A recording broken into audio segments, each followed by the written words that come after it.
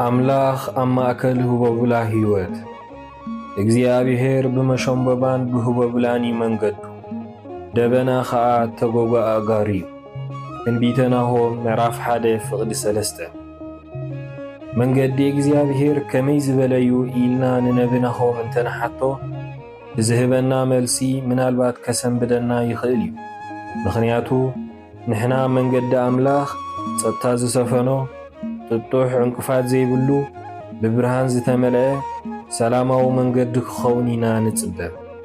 ነብናሆም ግና እግዚአብሔር ብመሸምበባን ብህበብናኒ መንገዱ ይብለና ኣሎ።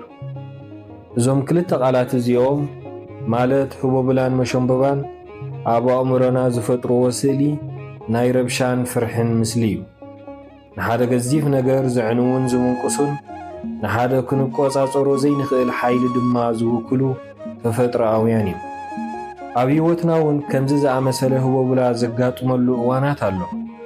ከም ህበብላ ዝኾነ ዘይተጸበነ ሕማም መጺኡ ንህይወትና ከወሳውሶ ከሎ፣ ከም ህበብላ ዝኾነ ጸገም ዘይምርዳእ ፍልሊን ሓዘንን ኣብ ስድራ ቤትና ክነግስ ከሎ፣ ብምኽንያት ከም ህበብላ ዝኾነ ቁጠባዊ ሽግር ዝተፈጥረ ስራሕ ምስኣን ዕዳን ጭንቀትን ክበዝሓና ከሎ፣ ኣብ ማእከል እዚ ህበብላ ዝኾይና መብዛሕትኡ ግዜ ኣምላኽ ኣበይ ኣሎ ኢልና ንሓትት ኢና። በይንና ዝተረፍና በቲ ማዕበል ድማ ንውሰድ ዘለና ኮይኑ ይስምዓና።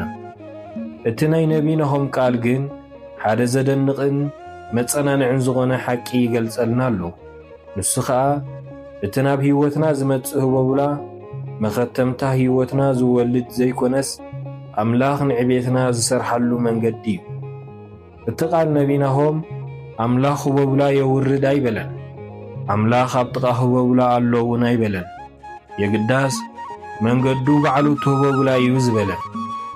ነብናሆም ኣምላኽ ብኸምዚ ዝኣመሰለ ኩነታት እዩ ዝመላለስ ክብል ከሎ ንዓና ዝምህረና ኣምላኽና ኣብ ልዕሊ ኩሉ ምዃኑ እዩ። እቲ ንዓና ዘፍርሐናን ከምኡውን ዘዕንወና ዝመስል ህበብላ ንኣምላኽ ከም ሓደ ንሱ ዝመላለሰሉ መንገዲ እዩ። ትንዓና ምልክት ጥፍኣት ዝመስለና ህበብላ ንዕኡ ግና ናብቲ ናባና ዝመደቦ መደብ ዘብጽሖ መንገዲ እዩ። ትንዓና ኸጥሕለና ዝኽእል ማዕበል ንዕኡ ከም ደረቕ ምድሪ እዩ። ጎይታና ኢየሱስ ክርስቶስ ኣብ ልዕሊ ማዕበል ባሕሪ ክመላለስ ከሎ ነዚ ሓቂ እዚ ዘርእየና ነይሩ። ኩሉ ነገር ድማ ኣብ ትሕቲ ቁጽጽር ኣምላኽና እዩ። ሓደ ሰብ በቲ ከም ኣጻብዕ ኢዱ ዝፈልጦ መንገዲ ክመላለስ ከሎ ነቲ መንገዲ ይቆጻጸሮ እዩ። እቲ ናብ ህይወትና ዝመጽእ ህበብላ እውን ኣብ ትሕቲ ቁጽጽር ኣምላኽና እዩ ዘሎ። ኣምላኽ ብዘይሓሰብናዮ መንገዲ እውን ይዓዪ እዩ። ዮሴፍ ናብ ግብፂ ክኸይድ ከሎ እቲ መንገዱ ብክሕደት ኣሕዋቱ ብናይ ሓሶት ክሲ ብማእሰርቲ ዝተመልአ ህበብላ እዩ ነይሩ። ብመወዳእታ ግና ምድሓን ንብዙሓት እዩ ነይሩ። ኣምላኽና ኣብ ማእከል እቲ ችግር ምሳና እዩ።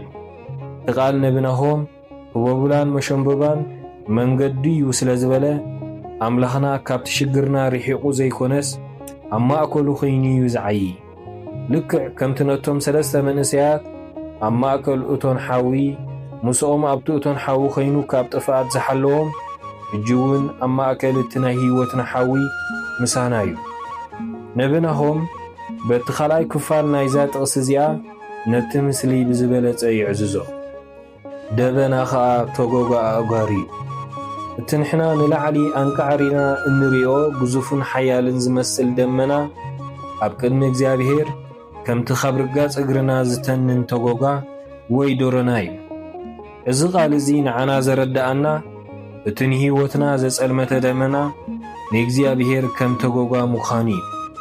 ጸገማትና ከም ጸሊም ደመና ኮይኖም ንህይወትና የጸልምትዎ ፀሓይ ተስፋና ድማ ይኽውልዎ እዮም። ንኣምላኽ ግን እዚ ንዓና ገዚፍን ጸልማትን ዝኾነ ደመና ከምቲ ካብ ርጋጽ እግሩ ዝተንን ዶረና ጥራይ እዩ። እዚ ማለት ብሓንቲ ስጉምቱ ነቲ ጸልማት ክብትኖ ይኽእል እዩ። ሓደ ንጉስ ክመጽእ ከሎ እቲ ካብ ርጋጽ እግሩ ዝተንን ዶረና ምልክት ምምጽኡ እዩ ዝነግር። ከምኡውን እቲ ናብ ህይወትና ዝመጽእ ደበና ሽግር ምልክት እቲ ንጉስ ክብሪ ናብ ህይወትና ከኣቱ ከም ዝደሊ ክኸውን ይኽእል እዩ። እዚ ቃል እዚ ንዓና ሎሚ ዓብዪ መጸናንዕን መተባብዕን እዩ። ኣብ ህይወትና ህቦብላ ኣሎ ዶ?